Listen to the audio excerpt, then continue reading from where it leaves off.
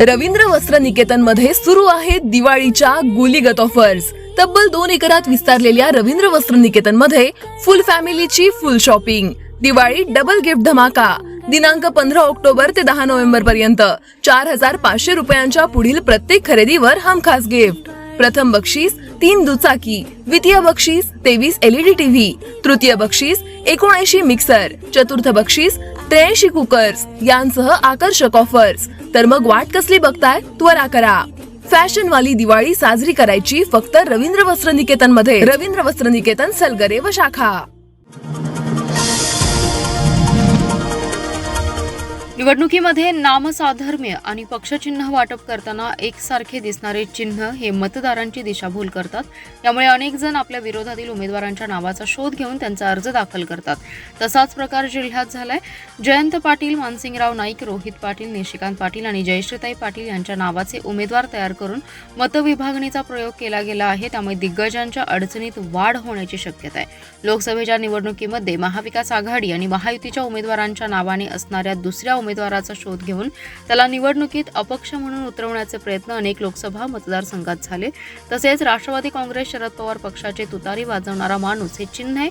या चिन्हाला साधर्म्य असणारे दुसरे चिन्ह म्हणजे पिपाणी हे अपक्ष उमेदवाराला देऊन मते बाद करण्याचा अनेक मतदारसंघात प्रयोग झालाय। त्यामुळे राष्ट्रवादी शरद पवार गटाच्या 2 उमेदवारांचा पराभव झाल्याचं देखील सिद्ध झालंय। तोच पॅटर्न आता विधानसभेच्या निवडणुकीत वापरला जातोय। उपमुख्यमंत्री देवेंद्र फडणवीस यांनी भाजपाचे बंडखोर उमेदवार सम्राट महाडिक यांना फोन करून संपर्क केला। बुधवारी रात्री उपमुख्यमंत्री फडणवीस यांनी चार्टर्ड प्लेन पाठवून सम्राट महाडिक आणि राहुल महाडिक यांना तात्काळ वर्षा बंगल्यावर बोलावून घेतले। उमेदवारी अर्ज मागे घेण्याची मनधरणी केली। यावेळी कार्यकर्त्यांशी चर्चा करून आम्ही निर्णय देऊ असे शिराळा विधानसभा निवडणूक प्रमुख सम्राट महाडिक आणि राहुल महाडिक यांनी सांगितले।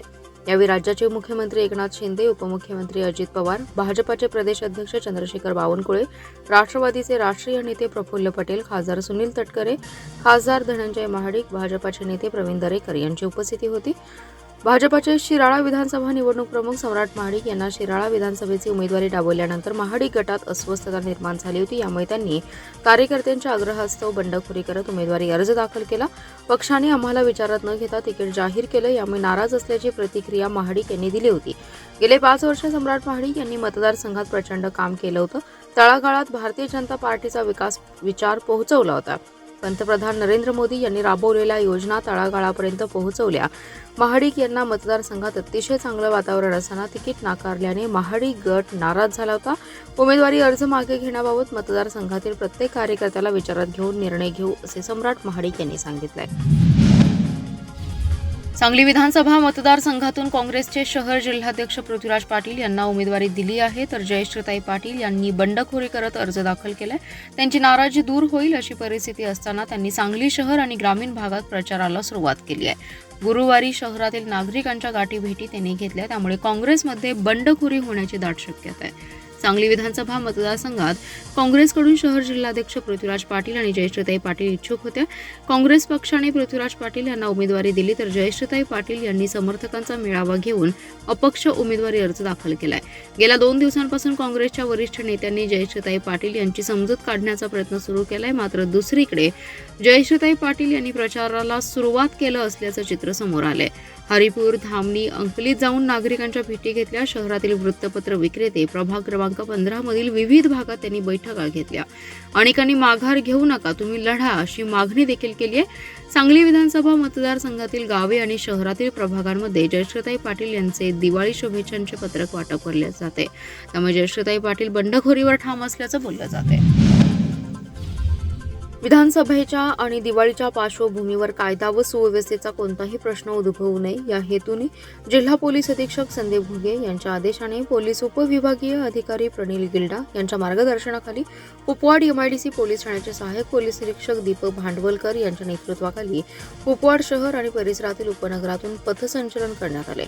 विधानसभा निवडणुकीची रणधुमाळी सुरू आहे। त्यामुळे शहर आणि परिसरातील कायदा आणि सुव्यवस्था अबाधित राहावी, आचारसंहितेच्या काळात कोणताही अनुचित प्रकार घडू नये यासाठी कुपवाड MIDC पोलीस प्रशासनाकडून योग्य ती खबरदारी घेण्यात येते आहे। ही निवडणूक शांततेत पार पडावी यासाठी आता पोलिसांची सर्वत्र करडी नजर असल्याची माहिती पोलीस प्रशासनाकडून देण्यात आली आहे। या अनुषंगाने सायंकाळी संत रोहिदास चौक, सोसायटी चौक, महावीर व्यायाम मंडळ, सिद्धार्थनगर, चावडी चौक शहरातील प्रमुख मार्गावरून पोलिसांचं पथसंचलन करण्यात आले. यामध्ये 5 अधिकारी, सीमा सुरक्षा दलाच्या 2 तुकड्या, 25 पोलीस अंमलदार सहभागी झाले. राज्यातील विधानसभा निवडणुकीच्या पार्श्वभूमीवर काँग्रेसने राज्यातील स्टार प्रचारकांची यादी जाहीर केली आहे. यामध्ये सांगली जिल्ह्यातील काँग्रेसचे नेते माजी राज्यमंत्री विश्वजित कदम यांचा समावेश करण्यात आला. त्यामुळे राज्यात त्यांच्यावर मोठी जबाबदारी असणार आहे. राज्यातील विधानसभेच्या निवडणुकीची रणधुमाळी सुरू झाली आहे. 4 नोव्हेंबरपासून जाहीर प्रचाराला सुरुवात होणार आहे. या पार्श्वभूमीवर काँग्रेसने स्टार प्रचारकांची यादी जाहीर केली आहे. यात काँग्रेसचे नेते माजी मंत्री विश्वजित कदम यांचा समावेश आहे. त्यांची स्टार प्रचारक म्हणून निवड झाली आहे.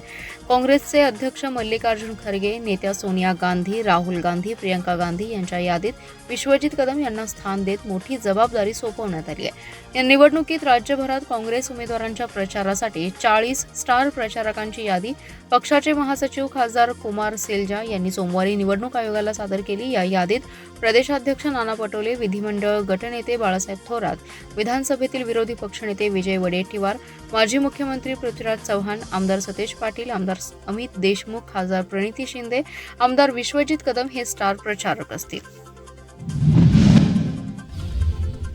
वाळवा तालुक्यातील बोरगाव येथे आत्माराम बापू सभागृहामध्ये 14, 17 आणि 19 वर्षाखालील मुलामुलींच्या जिल्हास्तरीय किक बॉक्सिंग स्पर्धा उत्साहात संपन्न झाल्या. बोरगावचे लोकनियुक्त सरपंच जितेंद्र पाटील, तालुका क्रीडा अधिकारी पारस पाटील, तनिष्का फाउंडेशन महाराष्ट्र अध्यक्ष अनिल जाहीर, बाजीराव पाटील, ज्योतिराम पाटील, सचिन देसाई, जिल्हाध्यक्ष विश्वास शिंदे, जिल्हा सचिव अधिक पाटील आणि अन्य पदाधिकाऱ्यांच्या उपस्थितीत या स्पर्धेचं उद्घाटन झालंय. या स्पर्धेत 242 विद्यार्थ्यांनी सहभाग घेतला. या यशस्वी खेळाडूंची विभागीय स्पर्धेसाठी निवड झाली आहे. पंच म्हणून नवनाथ सकपाळ, महेश कांबळे, सत्यवान कोळी, अजिंक्य कदम, स्वप्नील निकम, अंकिता नाईकवडी, खुशबू मुल्ला, सुमित कुंभार, विराज शेळके, सुमित माळी, इरेश ठणकेदार यांनी कामकाज पाहिले. पंच आणि मान्यवरांनी यशस्वी खेळाडूंचं अभिनंदन केलं. गेल्या 10 वर्षात सांगली मतदारसंघाच्या विकासासाठी काम करत आहे. त्यामुळे सांगली आणखी चांगली आणि समृद्ध करण्यासाठी भाजपाच्या पाठीशी ठामपणे राहावे असे आवाहन आमदार सुधीर गाडगीळ यांनी केलंय. प्रभाग क्रमांक 10 मधील भाजप महायुतीचे पदाधिकारी तसेच नागरिक या बैठकीला उपस्थित होते. आमदार गाडगीळ म्हणाले, प्रभाग क्रमांक 10 मध्ये सर्व नेत्यांच्या सहकार्याने अनेक विकास कामे केली आहेत. यापुढेही या परिसराचा विकास करण्यासाठी निश्चित आराखडा तयार करून काम केलं जाईल. सांगली शहरासह ग्रामीण भागाच्या विकासासाठी भाजपाची सत्ता कायम राहिली पाहिजे. त्यासाठी आपण सोबत राहावं असं आवाहन त्यांनी केलंय. प्रभाग क्रमांक 10 मधील माकडवाले वसाहत, रेल्वे स्टेशन परिसर, कॉलेज कॉर्नर या परिसरात अनेक विकास कामे केली आहेत. आप्पासाहेब पाटील नगरमधील रस्त्याचा प्रश्न त्यांनीच मार्गा लावलाय. मातोश्री रमाबाई आंबेडकर उद्यान विकसित करण्यासाठी पुढाकार घेतला असून लवकरच ते उद्यान साकार होईल असं आश्वासन दिलं. यावेळी मुन्नाभाई कुर्णे, अनारकली कुर्णे, जगन्नाथ ठोकळे, जमीर कुर्णे, प्रियानंद कांबळे, गीताताई पवार, सूरज पवार, विलासभाई शहा, स्वाती कोल्हापुरे, धनेश कातगडे, रमेश समशेर कुर्णे, शेरखान कुर्णे, शिवाजी वाघमारे, अर्जुन मजले, अरुण आठवले, राजू गस्ते, कोळी मामा, संग्राम घोरपडे, रणजित सावंत, कविराज पाटील आदी जण उपस्थित होते. केंद्रीय वाहतूक उड्डाण राज्यमंत्री मुरलीधर मोहोळ यांनी कौलापूर येथील उत्तमराव पाटील कुस्ती केंद्राला भेट देऊन कुस्ती कोच उत्तमराव पाटील यांचा आशीर्वाद घेतलाय. यावेळी कुस्ती केंद्रातील मल्लांचा सत्कार मोहोळ यांच्या हस्ते करण्यात आला. कौलापूर येथील आंतरराष्ट्रीय कुस्ती कोच उत्तमराव पाटील यांनी अनेक मल्ल घडवले. राज्य, देश आणि आंतरराष्ट्रीय पातळीवरील कुस्त्यांमध्ये त्यांचे अनेक मल्ल चमकलेत. मुरलीधर मोहोळ हे पैलवान. त्यांनी उत्तमराव पाटील यांच्या मार्गदर्शनाखाली अनेक कुस्त्या केल्यात. राज्यमंत्रीपदावर वर्णी लागल्यानंतर मोहोळ यांनी कुस्ती केंद्र भेट देऊन त्यासोबतच कोच उत्तमराव पाटील यांची भेट घेणार असल्याचं सांगितलं होतं. नुकतेच ते सांगलीच्या दौऱ्यावर आले होते. यावेळी त्यांनी कौलापूर येथील उत्तमराव पाटील कुस्ती केंद्राला भेट देत कुस्ती कोच उत्तमराव पाटील यांचे आशीर्वाद घेतलेत. यावेळी कुस्ती केंद्रातील राष्ट्रीय आणि राज्यस्तरीय कुस्ती स्पर्धेमध्ये पदक विजेते यांचा सत्कार घेण्यात आला. योगेश मोहिते, आकाश सावंत, सृष्टी पाटील, आदिती सावंत, ऋतुजा कोळी, पृथ्वीराज पाटील, विवेक जाधव यांचा सत्कार यावेळी करण्यात आला. यावेळी आंतरराष्ट्रीय कुस्ती कोच उत्तमराव पाटील, जनसुराज्य पक्षाचे कार्याध्यक्ष सुमित कदम, माजी नगरसेवक सभापती धीरज सूर्यवंशी, उशांत व्यायाम मंडळाचे खजिनदार विष्णू माळी, माजी सरपंच प्रकाश माळी, गजानन सावंत, कुस्ती कोच दीपक पाटील, सुहास पाटील, सुशांत जाधव आदी जण उपस्थित होते. ऊसतोडणी मजूर पुरवण्याचे आश्वासन देऊन मध्य प्रदेशमधील मुकादमाने दुधगाव आणि बुधगावमधील शेतकऱ्यांना 17,98,999 रुपयांना गंडा घातल्याचा प्रकार उघडकीस आलाय. सदर फसवणुकीची घटना ही सन 2023 ते 24 या कालावधीत बुधगाव येथे घडली आहे. या प्रकरणी अशोक अण्णा पाटील यांनी सांगली ग्रामीण पोलीस ठाण्यात फिर्याद दिली. त्यांच्या फिर्यादीवरून पोलिसांनी फसवणूक करणाऱ्या संशयित यासीन महम्मद अली याच्यावर गुन्हा दाखल केलाय. अशोक पाटील यांची ओळख मध्य प्रदेशमधील संशयित यासीन महम्मद अली यांच्याशी झाली होती. अशोक पाटील आणि साक्षीदार शांतीनाथ आडमोठे यांना मुकादम यासीन महम्मद अली याने नोटरी करून करार करून 2023 आणि 2024 या काळात ऊस तोडणी मजूर पुरवण्यासाठी 17,98,999 रुपये दोघांकडून घेतले. यानंतर ऊस तोडणी मजुरांची टोळी आणण्यासाठी पाटील आणि आडमोठे हे मध्य प्रदेशमधील आशापुरा येथे यासीन महम्मद अली यांच्यासोबत गेले. या ठिकाणी आपण उद्या टोळी घेऊन जाऊ असं सांगून तिथून तो निघून गेला. त्यानंतर त्याने मोबाईल बंद केला. यावेळी पाटील आणि आडमोठे हे तेथून निघून आले. काही दिवसानंतर पुन्हा यासीन महम्मद अली याच्याशी संपर्क झाल्यानंतर माझ्याकडे टोळी नाही, तुमचे पैसे परत देतो असं सांगितलं. मात्र अनेक महिने उलटले तरीही पैसे दिले नाही. त्यामुळे कराराचा भंग करून फसवणूक केल्याची फिर्याद अशोक पाटील यांनी सांगली ग्रामीण पोलीस ठाण्यात दिली आहे. त्यांच्या फिर्यादीवरून पोलिसांनी फसवणूक करणाऱ्या यासीन महम्मद अली याच्यावर गुन्हा दाखल केलाय. महाराष्ट्रात केवळ मतांसाठी काँग्रेससह महाविकास आघाडीतील पक्षांनी वापर केला. मत घेतल्यानंतर या समाजासाठी कोणतीही ठोस पावले उचलली नाहीत. उपमुख्यमंत्री अजितदादा पवार यांनी दिलेला शब्द पाळून इद्रिस नाईकवडी यांना 4 महिन्यात आमदार केलं. मुस्लिम समाजासाठी ठोस उपाययोजना केल्या. त्यामुळे विधानसभा निवडणुकीत सांगली जिल्ह्यातील मुस्लिम समाज महायुतीच्या उमेदवारांच्या पाठीशी उभा राहील अशी माहिती राष्ट्रवादी अजितदादा पवार गटाचे नेते वसीम नाईकवडी यांनी दिली आहे. इस्लामपूर येथे महायुतीचे उमेदवार निशिकांत भोसले पाटील यांच्या प्रचारासाठी अजित पवार आले असता वसीम नाईकवडी यांनी अजित पवार यांच्याशी चर्चा केली. यावेळी जिल्ह्यातील महायुतीचे उमेदवार सुधीर गाडगीळ, निशिकांत पाटील, सत्यजित देशमुख, संजय काका पाटील यांच्या पाठीशी ठाम उभे राहून प्रचार करणार असल्याचं त्यांनी यावेळी सांगितलं.